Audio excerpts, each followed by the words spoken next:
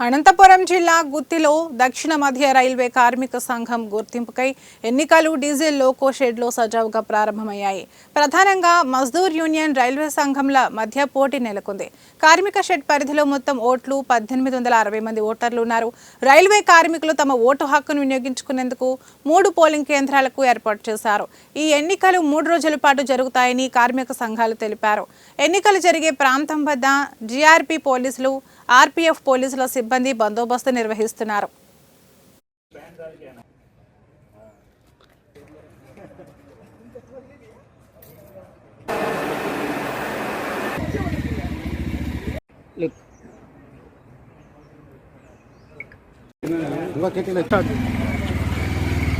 అందరికీ శుభోదయం.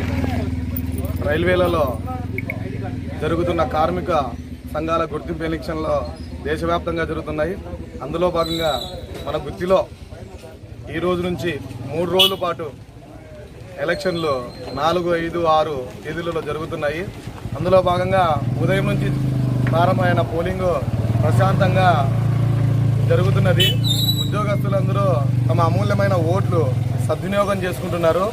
ఇలాగే 3 రోజులు ప్రశాంతంగా కొనసాగించి మా మజ్దూర్ యూనియన్కు కార్మిక పక్షపాతి అయిన మజ్దూర్ యూనియన్కు ఓటేసి గెలిపించవలసిందిగా కోరుతున్నాము. Thank you. ఎటువంటి ఆలోచనలు చెప్పుకోకుండా మేము చూసుకునే బాధ్యత మాది ఆర్గనైజేషన్ లీడర్లది. అదే రకంగా 3 రోజులు ఖచ్చితంగా